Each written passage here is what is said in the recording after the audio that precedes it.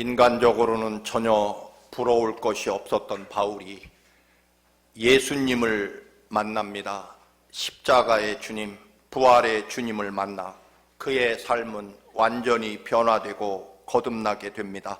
그리고 이방인을 위한 사도가 되어 전 세계에 평생 복음을 전합니다. 그러나 그의 삶은 이제 고난의 삶이었습니다. 감옥에 수없이 갇혀 매맞고 고문당하고 강도를 수도 없이 당하고 늘 그는 헐벗고 굶주렸습니다. 그러다가 생의 마지막도 존경과 안식이 아니라 5년간 감옥에 갇히다가 결국 수없는 재판 끝에 단두대로 순교당하게 됩니다. 바울 사도가 로마에 도착하여 감옥에 갇힌 것으로 사도행전이 맞춰집니다. 그런데 바울이 이제 감옥에 갇혀서 그 고난의 시간을 지내면서 쓴 편지가 빌립보서입니다. 이번에 사도행전을 마치고 빌립보서를 연결해서 읽기는 처음이었습니다. 그런데 그 사도행전에 기나긴 하나님의 역사와 영광을 위해 평생을 살았던 바울이 그 인생의 마지막 최후를 감옥에서 보내면서 쓴 편지를 사도행전에 이어서 읽었을 때 그 감동과 놀라운 바울의 마음과 느낌은 새로운 것이었습니다.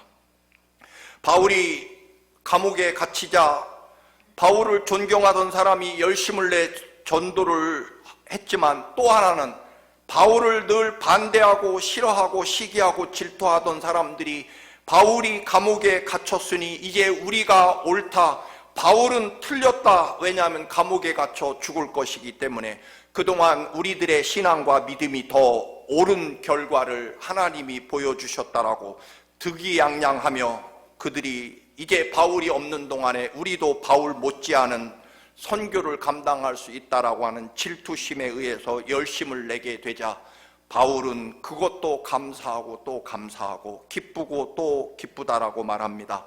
그러면서 바울은 위대한 고백을 합니다. 나를 싫어하는 반대자들의 열심을 통해서도 내가 감옥에 갇힌 것을 은근히 기뻐하는 그런 사람들을 통해서도 나의 구원이 이루어지고 있구나라는 것입니다. 저는 이 구절에서 얼마나 심장이 떨렸는지 모릅니다. 내가 감옥에 갇힌 일과 내가 감옥에 갇힌 것을 은근히 기뻐하고 즐거워하는 나의 반대자들, 나를 미워하고 싫어하는 자들이 열심을 내는 것을 통해서 내 구원이 이루어져 가는구나 라고 고백합니다. 그 고백이 빌립보서 1장 19절에 나와 있습니다. 우리는 종종 나를 싫어하고 미워하는 사람이 안 돼야 하나님 살아계신 거고, 그리고 나는 잘 돼야, 나를 반대하는 사람들은 죽고 나는 살아남아야 하나님 계시다라고 생각하는데 바울은 그렇지 않습니다. 나를 반대하는 사람을 통해서도 나의 구원이 이루어진다라고 그 위대한 고백을 한 그 고백이 제 심장에 느껴지는 순간 정말 바울의 믿음이 태산보다도 크게 느껴지면서 그 평생을 선교하다가 감옥에 갇혀 죽음을 기다리는 그 순간에도 이러한 것들, 이런 사람들을 통해서 하나님의 구원과 나의 구원이 여전히 이루어져 가고 있다는 그 감동적인 고백은 그 자유함과 그 은혜에 충만한, 예수로 충만한, 그의 관심이 반대하는 사람이나 또는 자기의 감옥 환경이 아니라 예수 그리스도에게 맞춰져 있고 예수를 향해 초점을 맞춤으로 느껴지는 그 놀라운 은총과 그 구원의 감격을 조금이나마 떨림으로 느낄 수 있었습니다. 언젠가 말씀드린 대로 이태리의 작은 안경 회사가 광고를 한 문구, 뉴욕의 어떤 안경점도 이 광고를 하는 걸 봤습니다.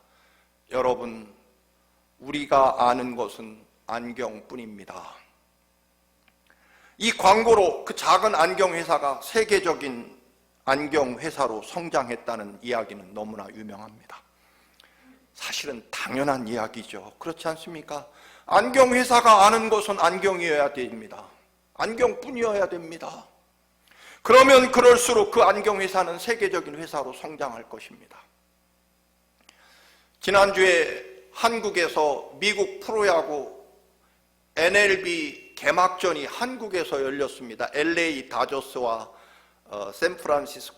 샌디에고 파드리스라는 팀이 야구 개막전을 한국에서 했습니다. 그런데 제가 그 비용을 자기들이 부담해서 한국에 와서 경기한 게 아니라 한국의 어떤 유명한 회사가 약 200억을 들여서 우리 한국에 와서 프로야구 개막 경기를 해달라고 전용기를 보내서 선수뿐만 아니라 선수들을 관리하는 그런 관리자들, 또 선수 관리자들 뿐만 아니라 방송국 기자뿐만 아니라 그들의 아내와 가족까지 다 초청해 주었습니다. 그래서 최고의 호텔에 최고의 음식을 대접하고 한국에서 경기를 열도록 한국이 돈을 부담해서 그 경기를 치르고 극진히 대접해서 보냈다. 저는 이 뉴스를 보면서 그 사람들을, 자기들 경기하는 걸 왜 우리가 200억씩 들여서 한국에서 극진히 모시고 대접하며 경기를 하도록 그렇게 장을 마련해 주었을까? 왜 그들의 선수만이 아니라 가족들까지 다, 기자들의 가족들까지 다 데려왔을까?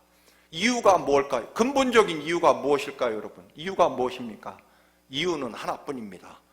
그들이 야구를 잘했기 때문입니다. 세계적으로 뛰어난 야구 선수들이기 때문입니다. 여러분, 야구 선수들이 인격이 훌륭하고 그들이 가진 지혜가 뛰어나서 우리가 뭔가 배울 게 있어서 그런 거 아닙니다.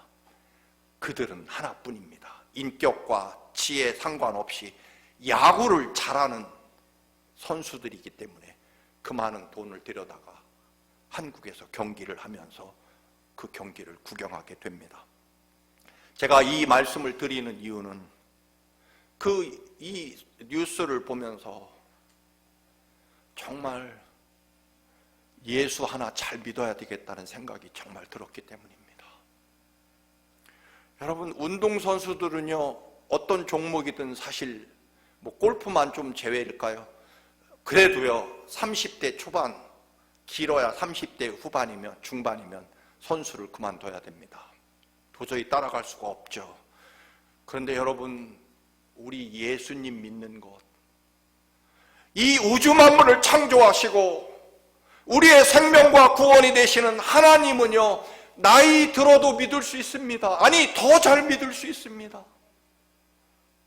늙으면 늙을수록요, 예수 믿는 건 더 잘할 수 있습니다. 왜냐하면 체력과 관계 있는 게 아니라 믿음과 관계 있기 때문에 그렇습니다. 영혼과 관계 있기 때문에 그렇습니다. 그 소식을 들으며 야구 하나 잘한다고 저렇게 황제 부럽지 않은 대접을 그 식구들까지, 자식들까지 다 데려다 먹이고 입혀주는데, 목사인 나는 과연 예수 믿는 거 하나 잘할까? 그거 잘하면 내 삶에 어떤 위대한 역사가 일어날까? 여러분, 살아계신 하나님 잘 믿는 거 하나, 그거 하나 잘하면 우리의 생명과 삶이 얼마나 위대하고 놀라운 역사가 일어나는지를 믿고 보고 경험하는 사람들이 하나님의 백성, 여러분 그리스도인 아니겠습니까? 더더욱 말할 것도 없이 목사로 평생 살아가는 사람은 제가 제일 잘해야만 하는 한 가지는 뭘까요? 예수 잘 믿는 거. 은퇴도 없고 하나님 나라 갈 때까지 훨씬 더 매일매일 더 잘할 수 있는 거. 예수 잘 믿는 거. 여러분, 우리 권사님들 자꾸 몸이 옛날 같지 않고, 아닙니다, 여러분. 예수 믿는 건요, 하나님 나라 갈 때까지 날마다 더 잘할 수 있는 것이 예수 믿는 것입니다. 그렇지 않습니까, 권사님? 몸도 늙으면 믿음도 늙어지나요? 성경에 뭐라고 말씀했습니까? 날로 새롭도다.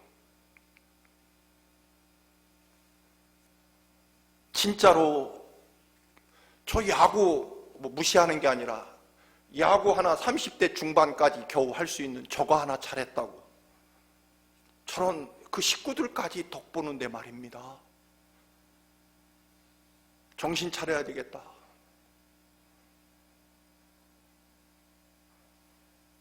예수 잘하는 거 그거 하나 잘해야 되겠다. 예수 잘 아는 게 뭘까요? 예수님의 십자가를 잘 아는 것일 것입니다. 여러분 그거 말고 다른 게 있습니까? 우리 기독교인들 흔히 예수쟁이라고 말합니다. 이 쟁이라는 말은 약간 비하하는 말이지만 원래 여러분 전문가라는 뜻 아닙니까? 옹기장이, 옹기를 아무나 구울 수 있습니까? 토기장이, 간판쟁이, 옛날 간판쟁이 또는 대장장이. 여러분 대장장이 아무나 할 수 있는 거 아니지 않습니까? 근데 우리 보고 예수장이라고 합니다. 그러면 우리는 장이 혹은 장인이라는 소리를 들을 만큼 예수를 잘 믿고 그 예수님이 여러분의 삶을 결정하고 있느냐?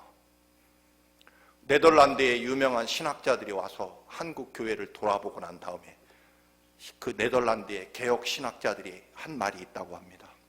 한국 교회를 이렇게 돌아보니까 세 가지만 있다는 것입니다. 한국 교회는 첫째로 율법적인 구약의 하나님만 계시더라. 둘째로 한국 교회는 자기만 있더라. 셋째로 한국 교회 가보니까 돈만 있더라. 여러분 뭐가 없습니까? 교회의 토대인 십자가 위에 세워진 교회, 주님의 몸된 교회라는 이름처럼 정작 예수가 없더라. 예수가 없다는 말은 십자가와 부활의 승리가 없다는 말입니다. 십자가는요, 역사상 가장 치욕스럽고 가장 처참하고 끔찍한 잔인한 사형 방법입니다. 그래서요, 십자가에 죽는 사람은 두 부류입니다. 정말 인간으로서 할 수 없는 끔찍한 흉악한 죄인이 처형당하는 것이고, 두 번째로는 로마 황제에게 반역한 반역자들이 처형당하는 곳입니다. 그래서요, 이 사형이 얼마나 끔찍하고 부끄럽고 처참하냐면 로마 시민권들은 아무리 죄를 지어도 십자가에 처형당하지 않았습니다. 그만큼 끔찍하고 부끄러운 십자가라는 뜻입니다. 그래서 여러분, 베드로는 거꾸로 십자가에 매달려 순교하지만 바울은요, 목이 잘려서 단두대에서 순교합니다. 왜냐하면 바울은 로마 시민권자였기 때문에. 이렇게 끔찍하고 잔인하고 그리고 완전히 발가벗겨져서 십자가에 매달려 죽어가는 가장 부끄러운 죄인을 우리는 뭐라고 고백하느냐 하면 하나님의 아들이시고 나의 구원자라고 고백합니다. 온 세상에 자랑합니다. 세상에나 저토록 끔찍하게 처형당한 사형수를 나의 구세주이시며 나의 아버지이시며 내 생명이십니다 라고 온 세상에 자랑합니다. 죄수를 말입니다. 극악한 죄로 처형당한 예수를 나의 구원자라고 고백합니다. 왜 그럴까요? 이유는 두 가지일 것입니다. 하나는요, 십자가는요, 하나님의 사랑이 증명되는 곳이고, 또 하나는요, 십자가는 사실은 내가 죽어야 될 자리였기 때문입니다. 십자가 처형이 이루 상상조차 할 수 없을 만큼 공포스럽고 끔찍한 죽음, 그 죽음의, 그 잔인한 죽음의 모습은 무엇을 의미합니까? 하나님이 이 땅에 오셔서 우리 대신 십자가에 대신 죽으신다는 그 의미는 내 죄가 그만큼 흉악하고 끔찍하고 하나님 보시기에 상상조차 할 수 없는 죄를 가지고 있기 때문에 하나님의 아들 예수님이 그것도 인류 역사상 가장 처참하고 끔찍한 죽음으로 갚을 만큼 우리의 죄가 흉악하다, 그런 말씀입니다. 십자가의 처참함은 나의 죄악의 처참함의 결과, 무게라는 것입니다. 얼마 전에 모르고 설마 대낮에 청소하는 청소구역이 있을까 싶어서 맘 놓고 주차를 했다가 세상에 낮 12시 반에 청소하는 데가 있더라고요. 결국 65불짜리 티켓을 끊어서 가지고 와서 기분이 굉장히 안 좋았습니다. 그래서 온갖 또 말로 표현을 해서 이의를 제기하고 시에다가 보냈습니다. 파킹 금지 시간이면 주차 티켓도 나오지 말아야지 왜 주차 티켓은 팔고 티켓은 왜 끊느냐, 제 논리였습니다. 근데 요즘엔 사실 주차 금지 시간에는 이게 티켓이 나오지 않게 돼 있는데 거기는 티켓이 나왔다. 물론 사실은 답장이 왔습니다. 청소 확인하는 건 너의 의무이다. 1불도 깎아줄 수 없으니까 내라, 그 얘기죠. 억울하면 정식 재판을 청구하라. 단 1달러도 안 깎아주고. 거기. 여러분, 십자가에 예수님이 왜 그토록 처참하고 끔찍한 인류 역사상 최악의 죽음을 감내하셨느냐면 내 죄의 무게가 그만큼이기 때문이라는 것입니다. 그래서 십자가에 여러분 죽으신 예수님을 누가 죽였습니까? 빌라도 총독이라고 우리는 사도신경을 고백하지만 아닙니다, 여러분. 유대교 지도자들 대제사장이라고 말하지만 아닙니다. 십자가에 예수를 죽게 한 사람은 나입니다. 왜냐하면 내 죄를 대신 지시고 죽으셔야만 됐고, 내 죄가 얼마나 크고 무거웠으면 예수님이 십자가에 죽음으로 갚아야 될 만큼 내 죄가 흉악하다. 주님의 끔찍한 죽음과 그 부끄러운 처참한 죽음은 내 죄의 크기고 내가 갚아야 될 죄의 액수였다라고 하는 것입니다. 그래서 십자가가 왜 은혜냐면 내가 죽어야 될 자리였기 때문입니다. 그런데 주님이 나 살리려고 하나님 아버지께서 하나밖에 없는 아들 예수를 골고다 언덕 십자가에 보내서 우리 살리려고, 우리를 얼마나 어디까지 사랑하시는지 증명하시고 보증하시려고, 누차 말씀드립니다만 여러분, 이거는 꼭 기억하셔야 됩니다. 내가 죽어서라도 너희를 살리겠다. 내 목숨을 바쳐 내 피를 쏟아서 너희를 절대로 포기하지 않을 것이다. 너희들의 지옥행을 내가 죽어서라도 막을 것이며, 너희들이 어떤 죄를 지어도 내가 십자가의 그 처참한 죽음을 감내해서라도 너희 죄를 갚아 너희들을 죽지 않게 할 것이다. 다시 말씀드립니다, 여러분. 우리가 어떤 죄를 지어도 어떤 처참한 환경과 조건과 절망에 있어도 하나님은 내가 죽어서라도 너희를 포기하지 않을 것이라는 하나님의 사랑의 확증이 십자가이기 때문에 이 처참하고 역사적으로는 가장 부끄러운 십자가가 내 생명이며 나의 구원이시며 나의 죽음의 자리였다라는 고백을 하는 것, 그것이 우리 믿음의 전부일 것입니다. 이것을 깨닫지 못하고 이것이 내 생명과 구원이 되지 못하기 때문에 우리는 자꾸만 환경과 사람을 바라보며 거기에 매달려 살아가는 것일 것입니다. 다시 말씀드립니다, 여러분. 하나님이 왜 아들을 십자가에 죽이셨을까요? 너희들이 아무리 죄를 지어서 너희들 스스로 절망하고 나는 가망성이 없는 구제불능 인간이야 라고 너희들 스스로 말해도 나는 너희들을 절대로 포기하지 않는다. 하나님이 우리를 포기하실 거라는 생각은 너희들 꿈도 꾸지 마. 내가 죽어서라도, 너 대신 죽어서라도 너희를 살려내고 말 것이라는 하나님의 사랑의 확증이라는 것입니다. 여러분, 그래서 오늘 8절 말씀을 다시 한번 같이 읽어보시겠습니다. 시작. 우리가 아직 죄인 되었을 때 그리스도께서 우리를 위하여 죽으심으로 하나님께서 우리에 대한 자기의 사랑을 확증하셨느니라. 아들 목숨으로 하나님 사랑을 보증하신다는 것입니다. 증명하신다는 것입니다. 좀 더 쉽게 풀이하면 우리가 아직도 회개하지도 않았는데, 내가 죄인인 줄 깨닫지도 못하는데 하나님은 이미 우리를 위해 십자가에 죽으심으로 하나님이 결코 우리를 포기하지 않으시겠다는 하나님의 사랑의 증명이 십자가이기 때문에 우리가 십자가를 자랑하고 기뻐하고 감사하는 이유는 저 처참한 비극의 십자가를 온 세상에 전파하는 이유는 저기에 내 생명이 달려있기 때문입니다. 그것을 가슴에 품고 사는 사람이 그리스도의 사람일 것입니다. 예수님을 재판하던 로마 총독 빌라도가 예수님을 죽여달라고 외치는 유대인들에게 뭐라고 말합니까? 나는 예수의 죄를 찾지 못하겠다.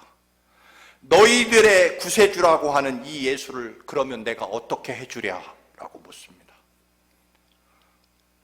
고난주간을 맞이하는 여러분에게 하나님 아버지께서 물으실 것 같습니다. 내가 내 아들 예수 그리스도를 십자가에 못 박아 죽이며 너희의 죄를 용서했는데 우리 아들 예수를 너희는 어떻게 할 것이냐? 예수님이 여러분에게 누구이십니까? 갈라디아서 2장 20절입니다. 내가 그리스도와 함께 십자가에 못 박혔나니 그런즉 이제는 내가 사는 것이 아니요 오직 내 안에 그리스도께서 사시는 것이라. 십자가 없는 그리스도인은 그리스도인이 아닙니다. 예수님과 관계도 없고 하나님 아버지와는 더더욱 관계가 없을 것입니다. 십자가는 원래 내가 죽을 자리였고 예수님을 죽인 것은 내 죄라는 것을 깨닫는 사람이 그리스도인일 것입니다. 십자가 없이는 복음이 아니고 십자가 없는 부활도 존재할 수 없고 십자가 없는 영생도 더더욱 존재할 수 없고 십자가 없이는 하나님의 자녀가 될 수 없습니다. 십자가야말로 하나님이 나에게 누구이신지, 하나님 아버지가 나를 얼마나 어디까지 아들을 죽이면서까지 사랑하시는 하나님의 사랑을 확증하시는 곳이기 때문에 십자가가 우리의 구원이라는 것입니다. 나의 생명이고 나의 구원의 자리라는 것입니다. 마지막으로 제가 늘 말씀드리는 우리 김동호 목사님의 설교 중에 영원히 잊혀지지 않는 가슴 떨리는 말씀을 드립니다. 세계 2차 대전 중에 독일의 히틀러는 600만 명의 유대인을 학살합니다. 하루에도 수천 명, 수만 명씩 죽여야만 되는데 가장 속도를 내지 못하는 장애 요소가 하나 있습니다. 그건 독일 군인들도 여러분 사람이니까 그 죄 없는 유대인들을 끌어다가 하루에 수만 명씩 죽이는 일이 이게 너무 괴로운 겁니다. 그래서 이 독일의 비밀 경찰 게시타포라는 자들이 연구하기를 어떻게 하면 우리 독일 군인들이 젊은이들이 유대인을 죽이는데 양심의 가책을 느끼지 않게 할까? 방안하고 고안해낸 게 수용소에 화장실을 하나만 짓는 것입니다. 심지어는 3만 명이 수용된 수용소에 화장실을 하나만 달랑 지었다고 합니다. 사람들이 며칠을 기다려도 화장실을 갈 수가 없습니다.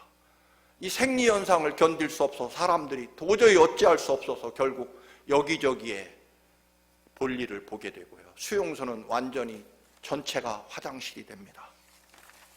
독일 병사들의 눈에 보기에는 저것들은 인간도 아니죠. 아무데나 용변을 보고 자기들 잠자리고 어디고 완전히 배설물로 가득한 저게 무슨 사람이야 짐승만도 못하지.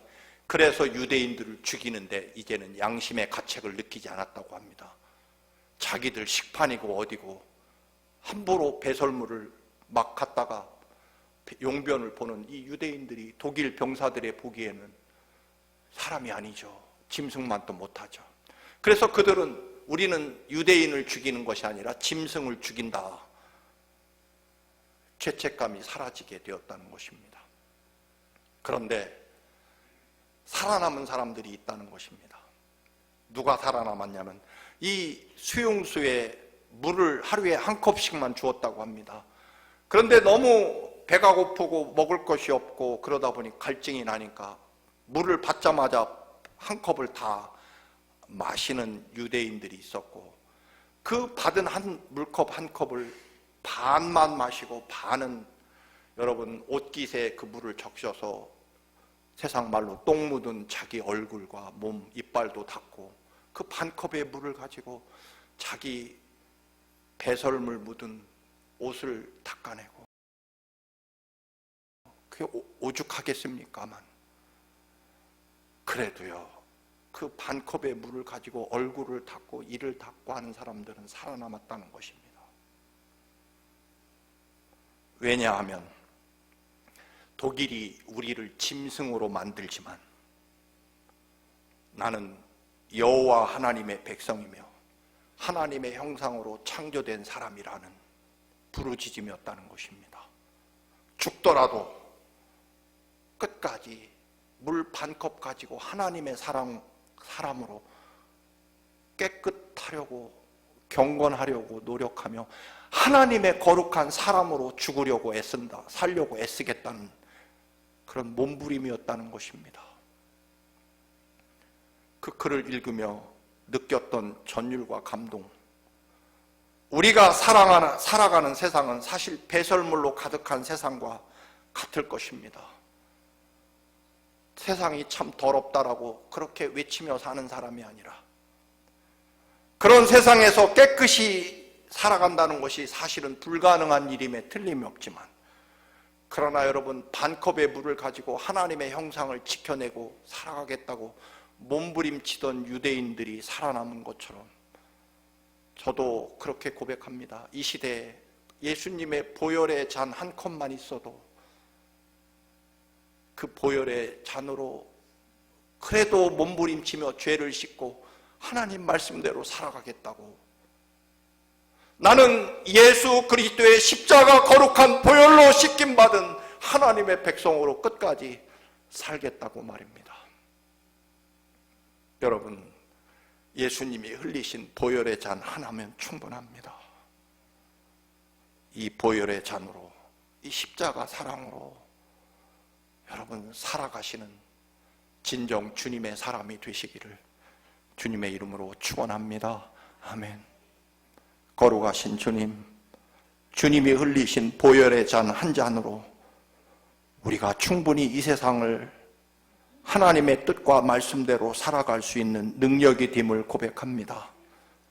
하나님 사랑을 잘 알게 하시고 예수님의 십자가 보혈을 잘 아는 주님의 그 놀라운 사랑과 영원한 사랑을 붙잡고 살아가는 하나님 자녀가 되게 하옵소서.